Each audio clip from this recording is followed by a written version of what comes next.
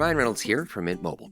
I don't know if you knew this, but anyone can get the same premium wireless for $15 a month plan that I've been enjoying. It's not just for celebrities. So do like I did and have one of your assistants switch you to Mint Mobile today.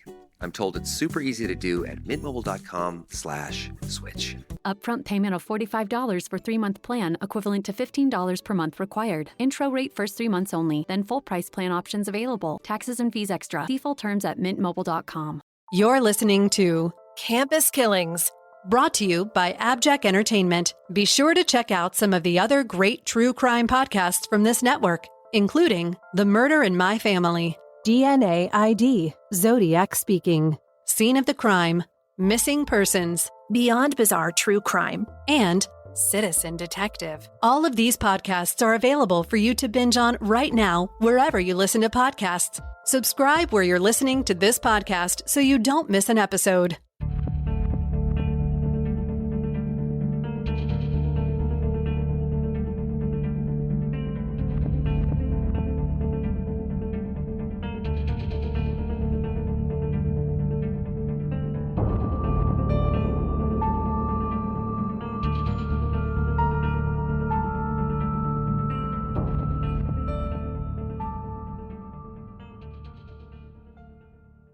Hi, everyone, and welcome back to Campus Killings. Today's case takes us to the University of Wisconsin-Madison. And while the school itself doesn't play much of a pivotal role in this episode, I wanted to cover Brittany's story because there are so many procedural things that had a hand in how this case panned out. And that's very interesting for Amy and I. I think you're going to see as we go how one potential mishap caused a slew of other issues that may have led to this prolonged investigation. So I'm definitely interested in hearing your thoughts on these outcomes, Amy, as well as what our listeners think. Before that, though, let's get into the school and meet Brittany. Opening to students in 1849, the University of Wisconsin-Madison has always had a focus on the sciences and emerging research. Starting as early as the 1890s, many of the professors and students at UWM began conducting experiments in agriculture to help improve the farming businesses that made up the surrounding areas around the university. Now, by the early 1900s, the school had created the College of Agriculture. You know how at our school we have different colleges, okay? And through this branch, 2 UWM researchers identified vitamins and minerals in our food sources for the first time in history. I'm a geek. I love some of these historical facts. Yeah. Biochemistry professors also spent several years in the 1920s finding a cure for rickets, which is a bone disease that affected many children during the 19th and early 20th centuries. By the 1940s, UWM professors' research attracted the attention of the Nobel community, and their microbiology professor, Joshua Lederberg, was granted a Nobel Prize for his research on the reproduction lives of bacteria, which led to him finding antibiotic resistance, which I bet you would find interesting because I feel like you are antibiotic queen over there. I think I'm antibiotic resistant at this point. I think probably. Several professors and student research from the school also led to the banning of the pesticide DDT in the 1960s, as well as the creation of the first SPF sunblocker. Wow. Isn't that cool? That's so cool. That's like one of those random trivia questions. It absolutely is. I feel like I'm going to be better at trivia because of this, but there's more. Other notable discoveries and Nobel Prizes were given to professors at the school for their work with DNA during the 1970s, which helped in discovering the AIDS virus, along with the first processes for synthesizing DNA. Whoa. Yeah. UWM is also the birthplace of stem cell research, and some of their scientific discoveries about bacteria's abilities to survive high temperatures are directly linked to how the PCR COVID tests were created during the pandemic. Yeah, I know. So with such a history of scientific progress, it was no surprise that Wisconsin native and aspiring doctor Brittany Zimmerman wanted to get her degree in medical microbiology and immunology from UWM. Now let's meet Brittany. Born in 1986 in Marshfield, Wisconsin, about 2 hours from the university Brittany would one day call home, Brittany grew up with a loving, close family of her parents and brother. She was bright and active throughout her high school years, being induced into the National Honor Society her junior year, along with taking 8 advanced placement courses. I didn't do that as a high school senior. I don't know why I didn't do that. Did you take advanced placement courses? No, not at all. No. Well, you weren't that into school. I was, though, then. I know you got into school like later on. Mm-hmm. Anyway, okay. By the time Brittany graduated in 2005, she was in the top 10% of her class and graduated with an AP Scholar and Distinction Award. And Amy, she wasn't just academically gifted. Brittany had played an instrument in the high school band. She was incredibly active in her Spanish club, as well as volunteering with the American Cancer Society and her local animal shelter. So she's a well-rounded young woman. Yes. But her biggest interest was in infectious diseases and the research that went into stopping them. So when it came to picking her college, Brittany knew hands down that she wanted to go to UWM to pursue her dream of becoming an infectious disease doctor. And to no one's surprise, she excelled just as much at college as she had in high school. So along with taking pre-med and immunology courses, Brittany also had a job as a student worker in the campus registrar's office. And the registrar recalled that, quote, the work ethic just oozed out of Brittany. I mean, she was always smiling, she was bubbly, she was friendly with the other students and staff, and she somehow managed to still get excellent grades in some very difficult classes while working. Really have to give this girl a lot of credit. Yeah. Brittany also found time for love, though, as well, as her longtime boyfriend, Jordan Gonnering, also transferred to UWM in their junior year so they could be together. So the pair got an off-campus apartment on West Doty Street in downtown Madison, which, while a bit far from the university and in a not-so-nice part of the city, was a much more affordable area for 2 college students. But while the rent was right, they often had to contend with the halfway houses and transient homeless population that kind of roamed the area. Mm-hmm. However, the couple was very happy, and their living situation was temporary. In their time together, the couple went ring shopping and decided they wanted to get married in Hawaii after college graduation. All right, following a honeymoon, Brittany planned to immediately enroll in a master's in public health program, followed by an MD. And Jordan was incredibly supportive of Brittany's goals. However, neither of the two realized that their dreams would never come to fruition. On April 2nd of 2008, only 6 weeks before graduation, Brittany got out of class around 11:30 a.m. and was on her way back to her apartment to have some lunch. Her fiancé Jordan was also on campus at that time and was doing homework out on the balcony of one of the student buildings. When he saw Brittany coming out of class, he playfully called her cell phone to chat with her as he put his books away and got ready for his own class. The two said goodbye as they headed in opposite directions, with Jordan telling her he'd be back at the apartment right after his class was over. Now, as he promised, around 1 p.m., Jordan returned to the apartment, but as he approached their front porch, he noticed that their outside security door was broken. He cautiously went inside, calling Brittany's name. But though her computer was in the living room, Brittany was not. He went into the bedroom and was horrified to see Brittany lying on the floor covered in blood. Jordan quickly dialed 911, stating that his fiancée had been shot, as based on what he could see, there was an immense amount of blood coming out of her chest. I'm not sure why he said shot, but maybe that was just the assumption based on the quantity of blood.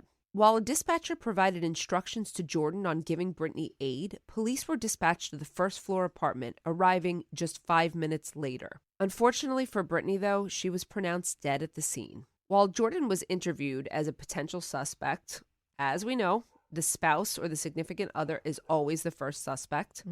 Brittany's body was taken to the coroner's office, and a forensic team was brought in to sweep the crime scene. After the autopsy, Brittany's death was ruled a homicide. But she had not been shot, as Jordan first had stated on that 911 call. Now, the coroner described her death as, quote, due to a complexity of traumatic injuries. So this is really unfortunate. I've never because heard Brittany of that. Had been, I've never heard of that either. He went on to further specify, though. Brittany had been beaten, she had been strangled, and stabbed multiple times with a small blade that had a prominent hilt to it. Any evidence of sexual assault? No, there was not evidence of sexual assault at this time. After Jordan's interview and several witness statements that he had been in class at the time of her death, police ruled Jordan out as a suspect and turned their attention to other avenues. So glad to see they were able to do that quickly in this case instead of wasting time.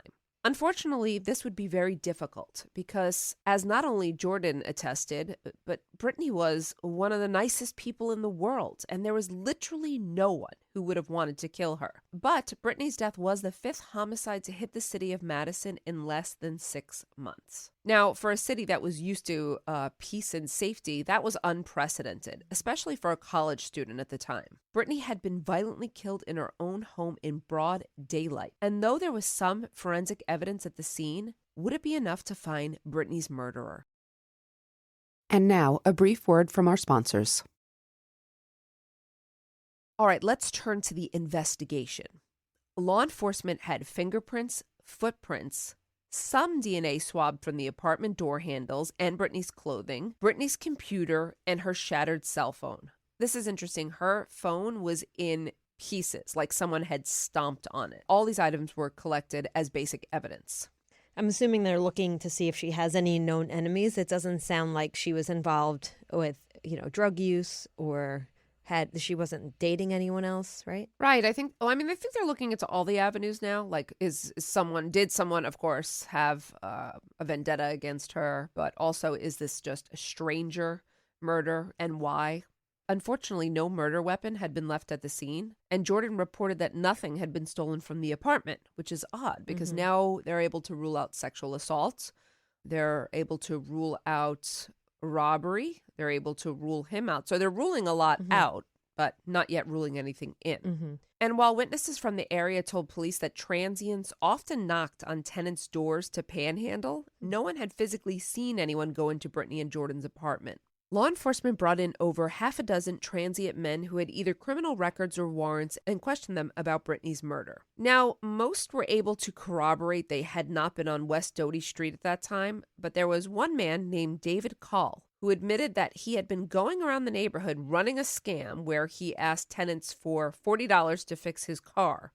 But in reality, he used the money to buy drugs. He was using crack at the time. Now, David was also a convicted sex offender who had been off of his schizophrenic medications for a few months and had been living in one of the halfway houses in Madison. He'd also gotten out of jail fairly recently, where he'd been incarcerated for several DUIs. And he'd admitted to wandering into a woman's apartment because the door had been unlocked, but she told him to get out, and fearing the police would be called on him, he'd simply left. So he's admitted all of this. And that story that he told about wandering into the woman's apartment, that was confirmed by the woman whose apartment he'd wander into. And as whoever had murdered Brittany had broken into her apartment, David Call didn't seem to fit the profile at the time. He also I'm assuming he can't be ruled out at this time either. Definitely not. And he also gave the police names of 2 men who'd been working drug scams in the area as well. Named Hank and Mitchell, David Call claimed that they'd been going into unlocked homes and stealing electronics to resell for drugs. So it was possible that they'd escalated to breaking and entering, although we do know that nothing was stolen or missing from the apartment. It turns out that neither Hank nor Mitchell were near West Doty Street at the time of Brittany's murder. So investigators began looking into Brittany's digital footprint, and to their surprise, they found that there were 2 calls placed to 911 from Brittany's cell phone at 12:19 p.m. So that's only minutes before her time of death, which meant that there's a very high probability that her killer had been with her when the calls were made, because she's calling 911. But why hadn't police been notified at 12:19 p.m.? To get that answer, they had to work with the dispatch center. The Dane County Dispatch Center had indeed received Brittany's calls at 12:19 based on the recorded lines. However, for some reason, the dispatcher had not alerted police about her calls, so the Madison Police Department demanded an investigation into the incident. Was anything said on these calls, or it was just someone called but hung up? You'll have to wait, Amy. Okay. But remember in the beginning when I talked about one potential mishap and how this one mishap kind of impacted the timeline or the investigation? I think this is the one we're looking at.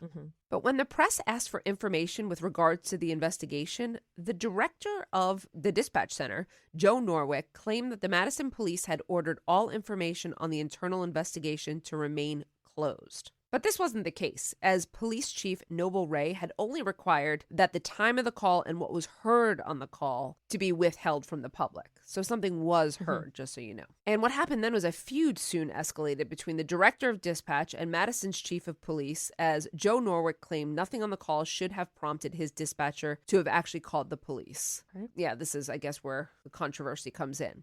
Now, he claimed that the call had been dead, that there was no sound the dispatcher could hear, and that the call was disconnected. So there would be no reason to call the police. I don't know if any of our listeners know the answer to this, but I would imagine for 911 calls, if there's no one on the line, you should still check in. Perhaps more so if no one's on the line. Okay. Yes, and I have to tell you, that's exactly what Chief Ray said, that an officer should have been dispatched regardless. Not to mention the fact that per dispatch rules, as you just asked, if a line is ever dropped or a caller can't be understood, it was on the dispatcher to call the number back in order to get help to the caller as soon as possible, which also makes sense to me. Mm-hmm. Side note, I just want to say that I accidentally called 911 once in a car where someone was like driving too fast, and I grabbed onto my phone, and there's like, it triggers a 911 call. I guess if you squeeze it, like, I didn't know this. And then I hung up, and they called me back right away, just so you know. But they did ask, are you okay? I mean, if I wasn't okay and someone was forcing me to say something, I'm not sure that would have been the best check. I agree. However, to their credit, they called me back immediately. Okay, that's good. I just wanted to put that in there. That's good. But Norwick claimed that this wasn't possible on the day of Brittany's murder, as his dispatcher had become busy with other incoming calls and wasn't able to redial Brittany's dropped line. I don't know about that. He also stated that on the day of Brittany's murder, the call center had received over 100 hang-ups, and that this was not unusual for their call center. Thousands of hang-ups came in, particularly from cell phones, which in 2008 were incredibly difficult to track and recall. So Norwick also told the press that the Madison Police Department had strictly informed the center a few years earlier to stop dispatching officers to dropped calls, as it was near impossible to find addresses from dropped cell phones. Okay, so this is, difference in technology between 2008 and present day.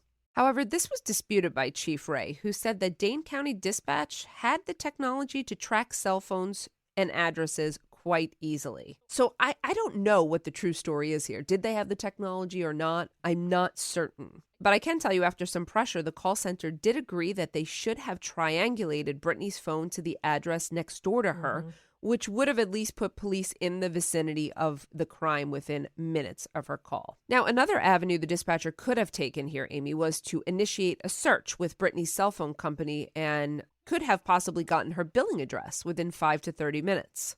Now, neither may have saved Brittany, but either option would have at least put the police at the scene much earlier.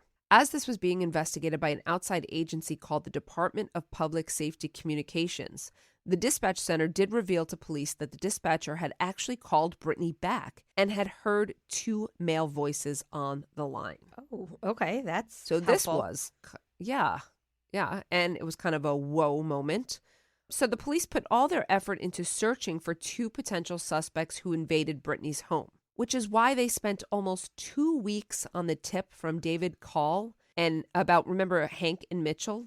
But the reason it was a dead end turned out to be on the part of Dane County Call Center. The information given to police about hearing 2 men on Brittany's line had not actually been accurate. So I have to tell you, the dispatcher had actually called back a different hang-up that came in around the same time as Brittany's call, and on that call, they'd heard 2 men on the line. But it had absolutely nothing to do with Brittany's case. Okay. This meant, Amy, that 2 weeks had been lost on a dead lead, which, as we know, in any murder case can be completely detrimental. Yeah. So this is, this is really the mishap, it related to the call, but also the information about the call. And unfortunately for everyone who loved Brittany, this misinformation could cause a ton of issues in solving her case. We'll return after a brief word from our sponsors. Now, by the 6-month mark, no new leads had shown up in Brittany's case. And while her parents had so far not commented publicly on their daughter's murder, it was clear someone needed to do something to bring Brittany's killer to justice. So the Zimmermans gave their first official interview to the press on the 6-month anniversary of Brittany's death. Between grant money and financial donations from family, friends, and some of Brittany's classmates, the Zimmermans publicized a $10,000 reward for anyone who had information on their daughter's murder. I think they were hoping, some of the money might motivate someone. However, while this did give police 3 potential suspects, by the winter of 2008, none of the leads led to an arrest, and all 3 suspects were dismissed. By 2010, despite continued police probing, there were no breaks in the case, and the Zimmermans decided to try to find justice in the civil courts. So what they did was they sued Dane County, and the county settled with them in November of 2010, And agreeing to pay $5,000 into the Zimmermans' reward account and to pay for the family's attorney fees. this is because of the failure to dispatch a police officer? Okay. Yeah, I think it was just like general failures that led to basically a hindrance in the investigation. In order to settle this, though, the Zimmermans had to agree that the county had no guilt in the matter. So, we've seen this before. They weren't going to admit guilt, but they were going to pay. The family also sued Wisconsin Management, the landlords who owned Brittany and Jordan's apartment, citing that building code violations had allowed Brittany's killer to easily dismantle the front door. That matter, just so you know, was settled out of court, but I don't know what the amount was. So there was evidence that it was, I didn't know if the door was just unlocked. It was forced entry? Yes. Okay. Yes. By 2013, the case had essentially gone cold, and though police had followed several other possible leads between 2010 and 2013, none of them had DNA evidence that came back to Brittany's crime scene. Her family was losing hope that her killer would ever see justice, and the police were just beyond frustrated with all the false leads here. Now, unfortunately for Brittany's family and for the police, DNA technology was not advanced enough in 2008 for any of it to be useful in the investigation. And while the case was considered cold by 2012, Madison police were really just waiting for DNA technology to be able to test all the samples they'd taken from Brittany's clothing. So that's very frustrating as well because they had the DNA. They just didn't have the technology. We also know that there's a DNA backlog, Amy, and at times when you have DNA until you get the technology and the money, unfortunately, DNA can remain untested. Basically, the problem here was that older DNA technology would destroy any evidence during the tests, meaning that they wouldn't be able to retest it if it came back as inconclusive. So investigators had to be very choosy about when to get a DNA test for fear of really losing that valuable evidence if the science didn't get a match. When you test a sample, that's it. That's kind of it once you test a sample. I'm sorry if you said this, but they have DNA from what? Like touch DNA, hair? Because I know it wasn't a sexual assault. Do you know what kind of DNA? Yeah, they had it from the door handles in her apartment. Okay, so they were able to rule out people They they also knew. said, yes, Okay. yes. And I think that they are people who had been in the apartment. And I think they had some from Brittany's body as well. But in December of 2014, it finally happened. The crime lab contacted police to let them know they'd gotten a positive hit off the DNA taken from the sleeve of Brittany's sweatshirt, so from her clothing. And you'll never guess who it matched. Don't tell me her fiance. Nope. Okay, good. David Call. Remember David Call, the schizophrenic man who told police he and 2 other men had been running panhandling scams on West Doty Street? It was his DNA. Why did they eliminate him as a suspect early on? Because they didn't have proof that he was in the area? That's exactly right. They just didn't have the evidence to connect him. Remember, they didn't eliminate him as a suspect. I just think they weren't focusing on him because they just didn't have the proof. Okay, so they now had DNA, but was this enough to convict him? The police had interviewed David over 6 times between the day of Brittany's murder and 2014. And while his stories continuously changed in each interview, again, there had been no evidence until this DNA hit. Now, interesting, when the police went to look for him in December of 2014, he was no longer in Madison. They were able to track down a friend of David's, though, a man by the name of Andrew Skulls, who told investigators, in fact, David had confessed to killing Brittany one night when they were hanging out. Wow. So now they have information. Whether or not it's reliable or not, we don't know yet. Okay. And he didn't have any other information to give the police about David or Brittany.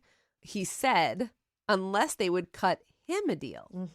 Okay, so so he has information, but course. He'd recently been jailed for drug and weapon possession charges, and he needed a presidential pardon to have his record expunged so he could get his weapons back. Okay, so he's not so credible. Well, yeah, I'll let you use your judgment. Okay. But yes, he told the police, and by the way, he also wrote to Brittany's mother, Jean, that if they could get him the presidential pardon, he'd tell them everything they wanted to know about David's confession. Now, I couldn't find whether or not anyone actually tried to get him a pardon, so it's unclear if anyone did write to then President Obama or not, just so you know. I would say probably not. But I'm going to say probably not as well. Regardless, either way, Andrew Skulls died in a motorcycle crash not long after talking to the police. So this presidential pardon would not matter. And in the end, they really didn't need his confession because even though it took 3 more years, they finally located David Call in 2017. He was serving time in the Oshkosh Correctional Facility on multiple DUI charges and would be incarcerated until 2019. All right. After getting multiple other DNA tests run on the evidence from the crime scene, investigators had enough evidence to unequivocally prove that David had murdered Brittany Zimmerman. So on March 20th, 2020, David Call was officially charged and arrested for Brittany's murder. Now, 2020, you know when that was, right? Yeah, I'm assuming that it took many years for him to go to trial. Yeah, not many years, though, but it did take 2 because of COVID delays and because he was sent to a psychiatric facility to see if he was competent to stand trial. Because remember, he had schizophrenia. It took from 2020 to 2022 for David Call to agree to a plea deal. Now, during these proceedings, he admitted to his defense attorney that he was high on the day of Brittany's murder and that after being told to leave by the woman he'd tried to scam, he had broken into Brittany's first floor apartment. Whether or not she was home at the time is unclear. While in jail awaiting his sentencing, he also told his mother over a recorded phone call that he'd been in Brittany's bathroom when he heard her on the phone with 911.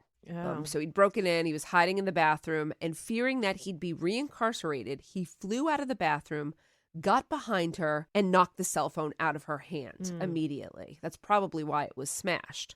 He then grappled her into the bedroom, threw her on the bed, and used a t-shirt from the floor to strangle her to keep her from screaming. This is sad. When he saw that she was still breathing, he got a kitchen knife and stabbed her in the chest over 19 times before fleeing the apartment. And now this all makes sense why there was nothing missing because it sounds like, if I had to guess, she probably came home and found him. I think so. Yeah, I think she came home and found him and interrupted the breaking and entering here. So he panicked, killed her, and left. I know. It's so unfortunate too. You think like if she had just come home later or, any number of factors that could have changed this outcome. And now, a brief word from our sponsors. At his sentencing hearing on January 20th, 2023, David Call was sentenced to mandatory life in prison, which is Wisconsin's statute for life without parole. They don't have the death penalty, FYI. For the Zimmermans, justice took 15 years. So when David Call spoke to the family and offered his condolences and apologies for murdering their daughter because he was so high, no one in the Zimmerman family was ready to offer forgiveness. In fact, several family members believe that he only agreed to the plea deal because he didn't want to put his 85-year-old mother through the stress and pain of watching him go through a trial. He had said this to her on a recorded prison phone line. I'm always surprised as well that people don't realize that these prison and jail phone calls are recorded. Yeah, he probably didn't care at this point either.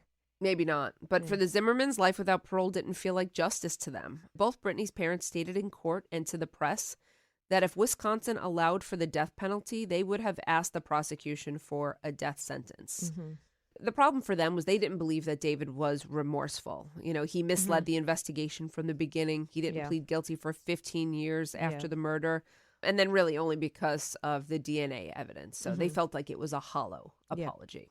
Though her family didn't feel like justice had been served, and they certainly didn't feel like they had closure, they did do their best to leave a legacy for Brittany. Remember, Brittany volunteered for a pet shelter, an animal shelter. She loved animals, especially the 3 cats she shared with Jordan. So her family created the 501c3 called Paws for Brittany. The charity provides funding to the Marshfield area pet shelter for microchipping, vet visits, and general care for lost, abandoned, and stray animals so they have a higher probability of being adopted into forever homes. Each year, the Zimmermans host the annual Pause for Brittany 5K walk to raise money for the pet shelter and to keep Brittany's memory alive, just in case we have anyone listening who's local and they want to participate. Mm-hmm. In addition, the pet shelter had named their cat adoption center after Brittany. Oh, that's nice. And University of Wisconsin hosts an annual Brittany Zimmerman Memorial 5K to raise funds for the Madison Area Crime Stoppers Unit, as well as giving an annual scholarship in Brittany's name to any incoming freshmen majoring in a medical specialty, which I think is quite nice. Megan, do you remember what time her boyfriend found her? I know that he finished class, came home around 1 p.m. Okay, so soon after. I was just wondering if had that 911 dispatcher sent the police, would that have saved her life? But it sounds like not. It sounds like, unfortunately, she would have succumbed to her injuries. I think so. I think so. But, I'm not positive. Yeah. And it still doesn't mean that that's not what shouldn't have happened. And a scholarship isn't all the university provided either. After Brittany's murder, their public safety committee sat down to make some changes to their policies. Even though Brittany was killed off campus, as we said, in an apartment that the university did not own, the dean of students explained to the press that any measures that could be taken to keep students safe were good measures. Shortly after the murder, the university created whisk alerts, in which a campus-wide text message system quickly and accurately dispenses emergency information. And while most colleges have these kinds of systems in place today, they weren't really commonplace in 2008, just so you and the listeners know. But most of the policy changes happened with the Dane County Call Center, and I think we've identified that was where the critical problem occurred.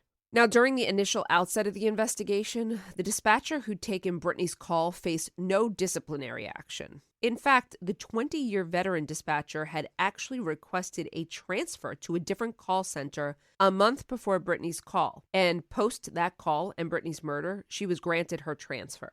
And while the county executive claimed that the call center was not operating at a deficit, as it had 59 dispatchers on at any given time, it wasn't clear if the particular dispatcher who'd taken Brittany's call had been working overtime or was personally burned out, or both. Also, I feel like everyone's looking for someone to blame this on. And I understand that the dispatcher maybe could have done other things, but I don't think it's fair that we focus too much on what the dispatcher could have done, right? At the end of the day, it was David Call who did this to Brittany. I would have to agree, yeah. The person responsible for the murder is the person who murdered Brittany. However, it's not a problem to rectify a problem with the dispatch center. Now, in March of 2009, almost a year after Brittany's murder, the internal investigation into the Dane County Call Center was complete, resulting in updated protocols, additional staff, and reduced overtime. That's also not a bad thing. The dispatcher who'd taken Brittany's call was given a few days suspension as punishment for her part in the dropped call. And Director Joe Norwick resigned over the incident. Remember, he was kind of going head to head with the chief of police as well. During his resignation, Amy, it came to light that he'd actually had very little dispatch experience. And he was replaced by a new director by the name of John DeYoung, who had over a decade of experience in dispatch, as well as being a spearheading member of the Minneapolis Computer updates to their dispatch centers. So it does sound like he was probably more well qualified. I thought that was odd as well. They had someone running the dispatch center who had very little dispatch experience. The call center was also required to collect data on the center's efficiency, including ring time and call volume, and publish their findings on a monthly basis.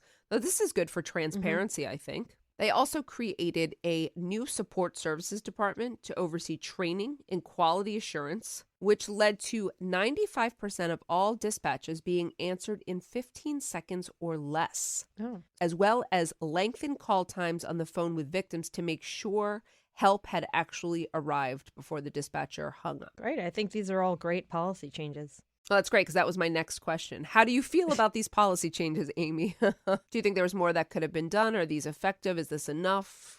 I think it's What are your thoughts? I think it's a good start. This is one of those situations where it wasn't the systemic failure that led to this woman's death, right? But of course, there's no reason that we shouldn't see what went wrong so that we can make things better. Okay, well, I mean, couldn't you argue it was systemic failure if there was a system that wasn't probably the best at the call center? Yes, but I don't think that led to her death. I don't think had the system. No.